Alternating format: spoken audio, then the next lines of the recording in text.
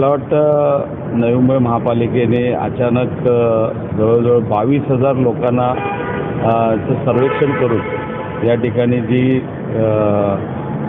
त्या ठिकाणी घरं बांधली होती अनधिकृत, त्या घरांना त्या ठिकाणी 3 पट टॅक्स वसूल करण्याचा जो गेले कित्येक वर्षापासूनचा पेंडिंग हा विषय आहे.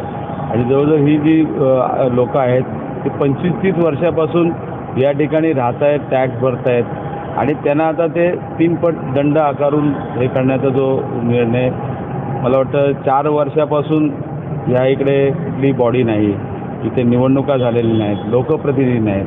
आणि असं असताना आज बजेट सादर केल्यानंतर त्या बजेटमध्ये सुद्धा सांगितलं गेलं की या ठिकाणी कुठल्याही प्रकारचा टॅक्स वाढवलेला नाही. आणि असं असताना हा नवीनच या ठिकाणी हे आणून आज त्या सर्वसामान्य माणसाला हे करण्याचं त्यांनी हे केलेलं आहे. आणि तुम्ही बघितलं असेल 3 पट टॅक्समध्ये त्या सर्वसामान्य माणसाला ते परवडणारच नाही. बरं, तो गेले 25 वर्षापासून तो टॅक्स भरतोय आणि त्याकडे तुम्ही परत 3 पट हे वसूल करणार. त्यामुळे हे जी काही करवाढ केलेली आहे ती बरोबर नाही. यासाठी आम्ही त्यांना सांगितले त्या नोटिसा तुम्ही थांबवा आणि करवाढ करू नका.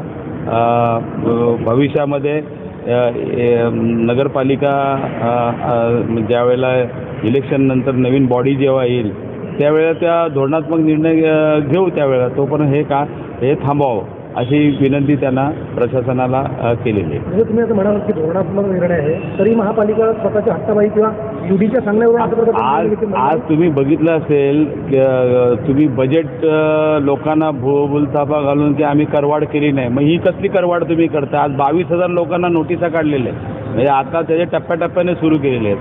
आज 2,000 लोकांना काढले आहेत म्हणजे कुटुंबाला. आता अजून बाकीचे प्रोसेसमध्ये अजून जवळजवळ 20,000 लोकांची हे तयारी चालू आहे.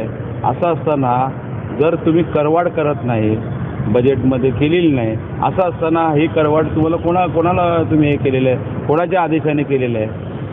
तर या अशा पद्धतीने मनमानी चालणार नाही.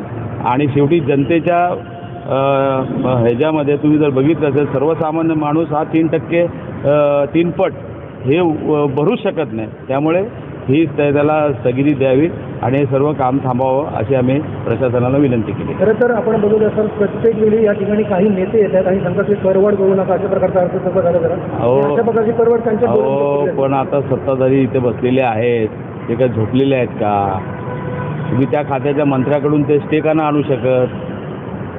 त्या मंत्र्याचं तुम्ही जेव्हा तुम्हाला कळलं, जेव्हा नोटिसा जेव्हा या नवी मुंबई शहरातल्या 2,000 कुटुंबाला इथे ज्यावेळेला नोटिसा येतात आणि तुम्ही सांगता की आम्ही कुठल्याही प्रकारची करवाढ या बजेटमध्ये केलेली नाही, आणि असं असताना तर 2,000 लोकांना तुम्ही नोटिसा दिल्या आहेत आणि बाकीच्या 20,000 लोकांना नोटिसा द्यायच्या आहेत, हे चुकीचं आहे आणि हे खपून घेतलं जाणार नाही.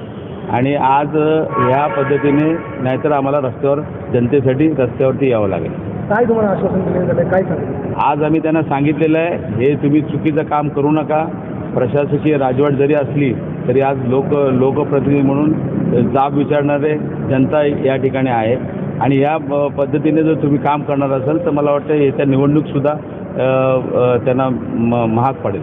तुम्ही इथे स्थानिक खासदार म्हणून